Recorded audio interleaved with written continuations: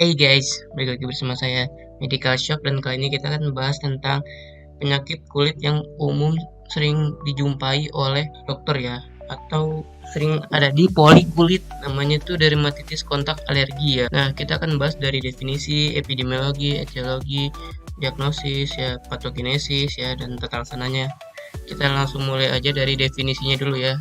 Dermatitis kontak alergi atau DKA. DKA itu adalah suatu kelainan pada kulit ya yang disebabkan oleh alergi yang dikarenakan adanya respon hipersensitivitas tipe 4 ya, karena sistem imun ya, atau nama lainnya itu dia delayed type hypersensitivity oleh sistem kekebalan tubuh atau sistem imun seseorang terhadap molekul kecil atau hapten ya, itu dibilangnya tuh kayak alerginya itu ya, atau alergen yang bersentuhan dengan kulit seseorang yang sudah peka atau sudah tersensitisasi ya. Nah, itu DKA itu disebabkan oleh paparan alergen tertentu ya, bisa karena alergen hirup ya, bisa karena makanan, minuman, atau juga karena kontak ya, nempel ke kulit ya, juga bisa karena obat-obatan seperti obat-obatan topikal ya, misalkan obat-obatan Cina ya, itu bisa menyebabkan terjadinya dermatitis kontak alergi ya. Nah, untuk epidemiologinya ini dia merupakan penyakit kulit paling umum yang sering dijumpai ya. Biasanya itu dia akibat kerja ya, atau akibat menggunakan obat-obat oles gitu kan. Ya, seperti oles ini ya, obat Cina, juga obat-obat lain yang kortikosteroid atau obat yang memicu terjadinya alergi ke kulit sehingga menyebabkan terjadinya dermatitis kontak alergi itu. Nah, selanjutnya untuk etiologinya tuh dia, jadi ya penyebabnya karena alergen ya, namanya tuh hapten, bersifat lipofilik ya. Dia bisa menembus ke stratum corneum sehingga mencapai sel epidermis ya. Nanti dia diambil sama sel Langerhans dan terjadi reaksi sensitasi dan elisitasi ya nanti di patogenesisnya. Kemudian untuk penyebabnya tuh dia bermacam-macam ya. Itu tergantung lokasinya. Jadi bisa kalau di pergelangan tangan bisa terjadi respon alergi terhadap gelang atau jam tangan. Kalau di lengan tuh dia bisa disebabkan oleh jam tangan juga ya, yang berbahan nikel ya umumnya. Dan juga sarung tangan karet atau yang berbahan latex itu bisa menyebabkan terjadinya DKA. Pun juga debu, semen, tanaman, pun juga di ketiak itu bisa terjadi DKA, bisa karena adanya penggunaan deodoran gitu ya. Di wajah tuh bisa bahan-bahan kosmetik ya, ini ya kayak buat memperbagus kulitnya, tapi dia alergi ya, itu kita cek dulu apakah kita ada alergi dengan bahan itu atau tidak ya. Dan juga obat-obatan topikal, alergen di udara, nikel ya, yang seperti di kacamata ya, yang bahannya nikel ya, di tangkainya. Kemudian juga di bibir itu bisa kena lipstick, pasta gigi, getah, buah-buahan. Kemudian juga di kelopak mata itu bisa karena cat kuku, rambut, maskara, eyeshadow, atau obat tetes mata atau salep mata ya, yang bisa menyebabkan alergi ya.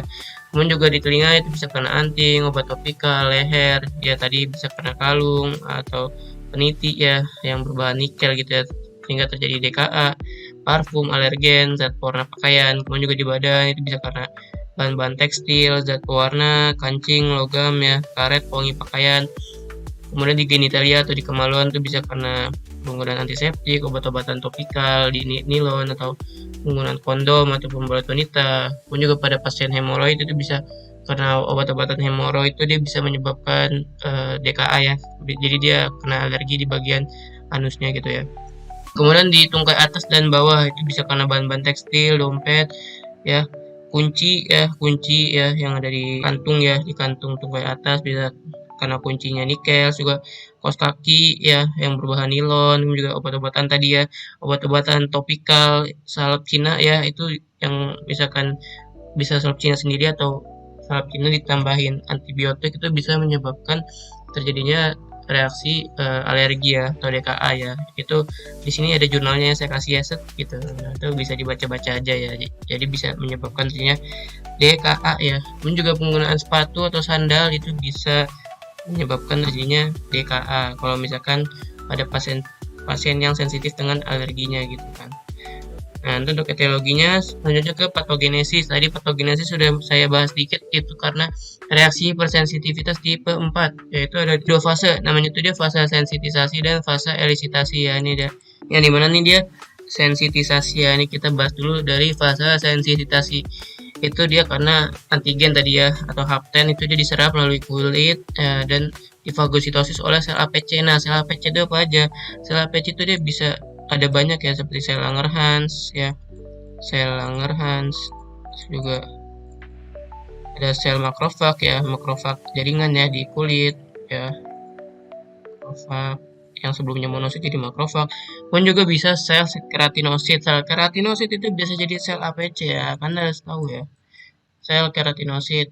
Jadi ada 3 ya, keratinosit itu ya. Jadi ada sel Langerhans atau sel dendritik, sel makrofag. Sel keratinosit bisa menyebabkan reaksi sensitisasi yang dimana tuh nanti dipindahkan ke pembuluh darah ya, antigennya itu ke kelenjar getah bening, sehingga akan menyajikan antigennya itu dia ke sel T. Nanti sel T-nya bakal terjadi diferensiasi dan proliferasi atau ekspansi klonal ya, nama keren-kerennya gitu ya, secara lokal ya di KGB, yang dimana nanti limfositnya itu dia akan mengenali antigen tersebut menjadi sel T memori ya, menjadi sel T memori. Kemudian nanti limfositnya meninggalkan kelenjar getah bening atau KGB, kemudian dia beredar ke seluruh tubuh ya, yang terutama di bagian kulit-kulit gitu ya, di jaringan-jaringan kulit ya.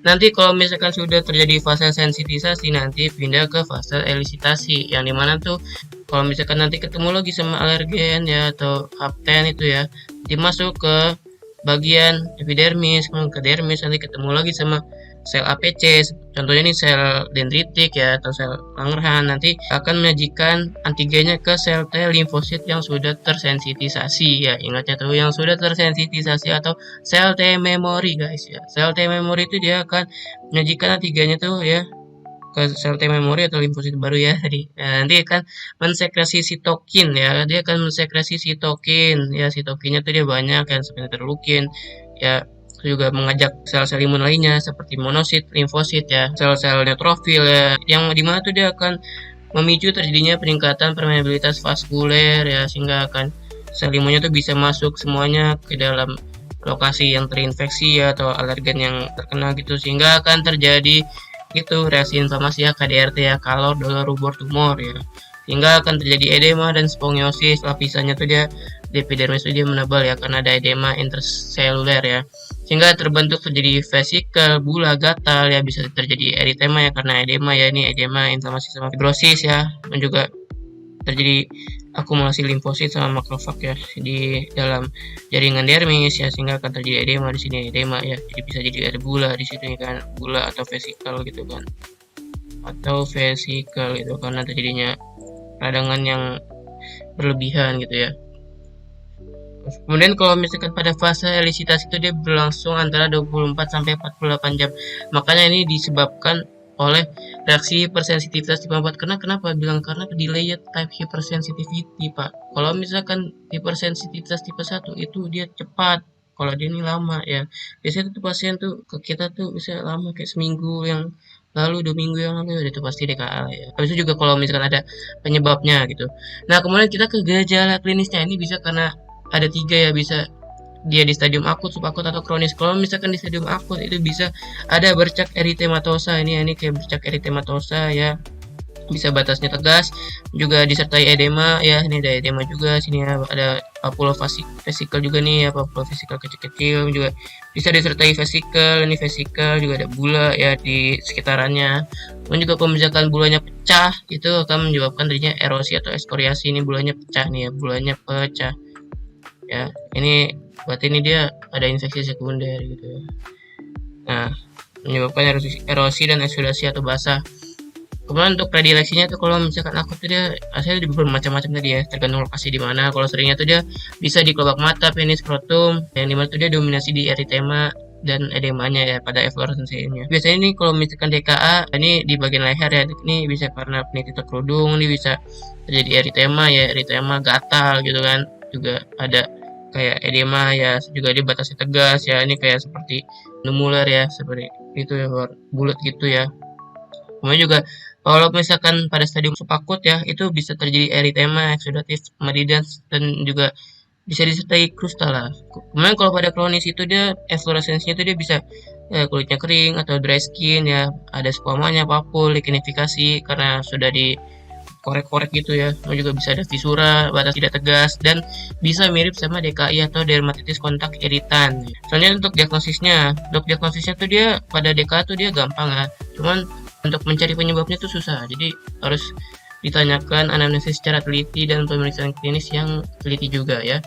Kemudian kita dari anamnesisnya kita bisa tanya-tanya sesuatu ya, seperti onsetnya bagaimana, terus juga gejalanya apa aja, terus juga riwayat pekerjaan, hobi, obat topikal yang digunakan, obat-obatan sistemik juga, ada riwayat asma, DM, hipertensi gitu ya, juga ada penggunaan kosmetik nggak yang bisa menyebabkan terjadinya alergi, dan juga bahan-bahan yang menimbulkan alergi seperti makanan atau minuman ya, kita tanya semuanya. Kita tanya juga ya riwayat penyakit dahulu kulit, sebelumnya tuh dia pernah ada itu nggak sih, dermatitis kontak alergi sebelumnya, atau riwayat atopi, apakah ada riwayat atopi sebelumnya, apakah ada asma, atau adakah rinitis alergi ya. Kemudian pada pemeriksaan fisik itu kita cari ya lokasi dan pola kelainan kulitnya untuk mencari kemungkinan penyebabnya apa. Kemudian kalau untuk gold standarnya pada pemeriksaan penunjang itu dia bisa dilakukan uji tempel atau patch testnya itu dia positif ya. Jadi dia kita taruh di sini di belakang punggung gitu ya. Sulit kita tunggu aja tuh ya, dengan syarat kalau misalkan uji tempel atau patch test itu dia bebas atau sudah kelar ya itunya pengobatan dermatitisnya tuh ya menggunakan steroid topikal atau oral itu setelah 3 minggu atau 2 minggu lah. Kalau misalkan udah beres kita cek dulu nih penyebabnya apa. Nah kalau kita cek positif itu udah pasti itu kenanya tuh dia DKA ya, itu dicek itu dia biasanya tuh 48 jam ya. Kalau misalkan 48 jam dicek ada dan makin lama makin parah itu dia DKA gampang gitu. Kalau misalkan negatif, patch testnya negatif itu pasti DKI ya, gampang gitu aja guys nih. Kalau positif nih, ini positif ya, nanti bisa dicek tuh ada positif 2 positif 3 ya, itu udah pasti DKA ya. Kita lanjut ke histopatologi guys. Kalau histopatologi itu bisa nggak khas, cuman gambaran spongiosis ya, jadi dia edema bengkak ya, selnya bisa di ini di lapisan epidermis ya, karena ada vesikel bula, juga di dermis juga ada ini ya, ada akantosis, edema intraselular, pergeseran kulit superficial ya. Kemudian juga bisa ada sebukan-sebukan sel radang lah, seperti sel neutrofil, sel limfosit tadi ya, sel makrofag ya gitu lah. Kemudian untuk diagnosis banding, nah diagnosis banding ini yang utama tuh kita harus mengecek apakah ini DKI atau bukan, dermatitis kontak irritan atau bukan. Kemudian juga kalau misalkan pada efloresensi lainnya kita tanyain juga ya, itu makanya apakah dia ada dermatitis atopi juga, apakah ada dermatitis malaris ya, seborrheic atau psoriasis gitu ya, atau riwayat atau imun. Kemudian selanjutnya tuh dia kita cek pada tata laksananya ya. Kalau pada tata laksananya utamanya kita harus identifikasi dan eliminasi agen penyebab, karena kalau tidak diidentifikasi penyebabnya apa ya bakal kambuh terus ya bos ya. Kemudian kita cek nih ya, kita lihat nih lini pertamanya itu dia biasa tuh dia diberikan steroid topikal ya, seperti tadi nih hidrokortison ya 2,5% ya, bisa kita mulai dari dosis yang lama dulu ya. Kalau misalkan dia lisinya kecil kita mulai dengan dosis lemah. Kalau misalkan sudah kronis kita pakai itu ya steroid topikal yang potensinya tuh dia kuat ya, kayak clobetasol. Kemudian juga kalau misalkan lisinya luas kita bisa berikan steroid oral. Kemudian pada DKA akut dia kayak kan ada eritema, edema, vesikel tadi ya, sudatif, bula gitu kan. Itu bisa diberikan langsung oral ya, seperti prednison 30 mg per hari atau metilprednisolon ya.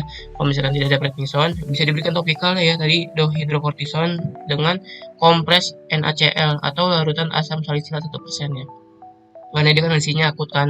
Nah, kemudian kalau misalkan jika bulanya pecah dan menyebabkan terjadi infeksi sekunder, itu bisa diberikan antibiotik ya, misalkan golongan cefalosporin seperti cefadroxil 500 mg atau antibiotik topikal seperti sagistam ya, dioles itu 3 kali atau 2 hari lah.